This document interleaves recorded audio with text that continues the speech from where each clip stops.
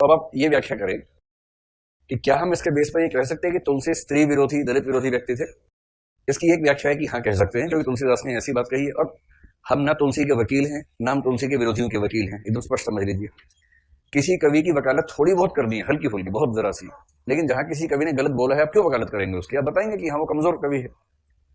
लेकिन एक पक्ष यहां पर और है।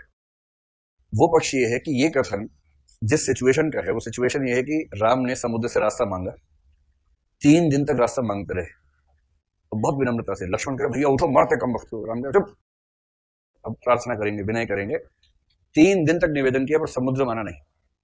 अंत में राम को क्रोध आया, और जब क्रोध आया तो बाण अपना यूं प्रत्यंचा चढ़ाई। तब समुद्र को लगा बाप रे बाप, मर गए हम तो समुद्र तुरंत बाहर आया। और जब आदमी डरा हुआ होता है तो हड़बड़ी में कुछ कुछ बोलता रहता है। उसी हड़बड़ाहट में उसके मुंह से क्या निकला है? ढोल गंवार शूद्र पशु नारी, सकल ताड़ना की अधिकारी। अब क्योंकि ये कथन एक ऐसे व्यक्ति ने कहा जो उस समय खलनायक की मुद्रा में है, खलनायक द्वारा कहा गया कथन यदि हम मान लें कि लेखक का अपना मंतव्य है, तो हम अन्वयी और व्यतिरेकी का अर्थ समझ ही नहीं रहे। उस सिचुएशन में तो खिंगिल द्वारा कहे गए गंदे वाक्य हमें मानना पड़ेगा कि प्रसाद का विचार है, प्रसाद के विचार है। खिंगिल जो कहेगा वो प्रसाद के विचार कैसे हो सकते हैं? भारत दुर्दैव या सत्यानाश फौजदार ने जो कहा, अगर आप कहते हैं कि भारतेंदु कहना चाहते हैं, समाज को सीख देना चाहते हैं कि व्यक्ति को सुस्त रहना चाहिए, वो कह के गए हैं दुनिया में हाथ पैर हिलाना नहीं अच्छा, मर जाना पे उठ के कहीं जाना नहीं अच्छा। यह भारतेंदु को सही समझ रहे हैं या भारतेंदु की खाट खड़ी कर रहे हैं? बेसिकली खाट खड़ी कर रहे हैं, खाट खड़ी करना समझते हैं ना, मतलब बर्बाद कर देना किसी को, वो कर रहे हैं। लेकिन तुलसी पर आक्षेप जहां सच में लगता है, जैसे रावण ने उटपटांग बातें कही महिलाओं के बारे में, मंदोदरी ने रावण को समझाया कि देखो पति जी थोड़ा ठीक से बिहेव करो, मामला ऐसा आसान नहीं है। तो रावण ने कहा कि भाई ये औरतें ठीक ही नहीं होती हैं, और कहा नारी स्वभाव सत्य कवि कहीं, अवगुण 8 सदा उर रही। नारियों के स्वभाव के बारे में कवियों ने सत्य ही कहा है कि उनके हृदय में 8 अवगुण हमेशा रहते हैं।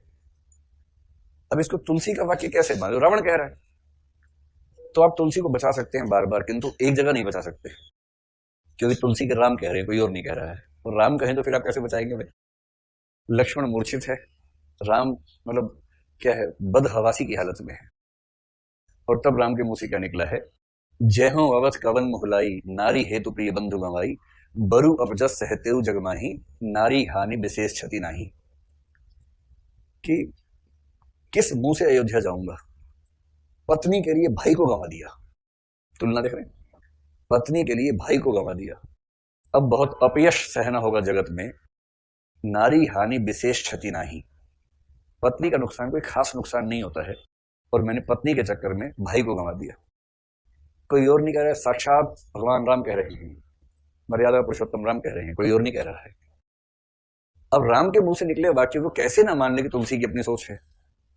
तो कुछ लोगों ने बताया कि राम बदहवासी की हालत में है, इसलिए ऐसा मुंह से निकल गया है। इसका उत्तर यह है कि बदहवासी में ही सच निकलता है मुंह से, ऐसे तो बना बना के बोलता है लेकिन जब आदमी थोड़ा अपसेट होता है तब उसके मुंह से वो बातें निकलती हैं जो सामान्यतः वो दबा के रखता है। इसका तो ये भी उत्तर है। और तुलसी खुद कह गए, जिमी स्वतंत्र भई बिगड़ही नारी, महावृष्टि चली फूटी कियारी।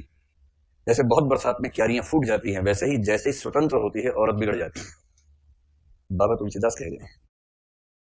अब आप बताइए कि इस तुलसीदास नाम के कवि को हम कैसे मान लें कि वो एकदम जेंडर सेंसिटिव कवि है? हम तो नहीं मानते भाई। लेकिन हम फेमिनिज्म के हर आरोप को मान लें, ये भी सही नहीं है। तो समुद्र के कथन को, रावण के कथन को हम तुलसी की विचारधारा नहीं मानेंगे, ठीक वैसे ही जैसे खिंगिल का कथन प्रसाद का विचार नहीं है, और भारत दुर्दैव ये सत्यानाश फौजदार का कथन भारतेंदु का विचार नहीं है। तो व्यतिरेकी पद्धति का मतलब है लेखक जिस विचार को खारिज करना चाहे उसे खलनायक के मुंह से कहलवाए और अंत में उसे खारिज करे। अन्वयी पद्धति का मतलब है लेखक जो कहना चाहता है वो नायक पक्ष के मुंह से कहलवाए या नायक की हरकतों से करवाए, ताकि ये मैसेज जाए कि ये चीज ठीक है, वो समाज में ऐसा होना चाहिए। अब स्पष्ट हो गया पूरी तरह से, है ना? कंफ्यूज तो नहीं होंगे? चलिए।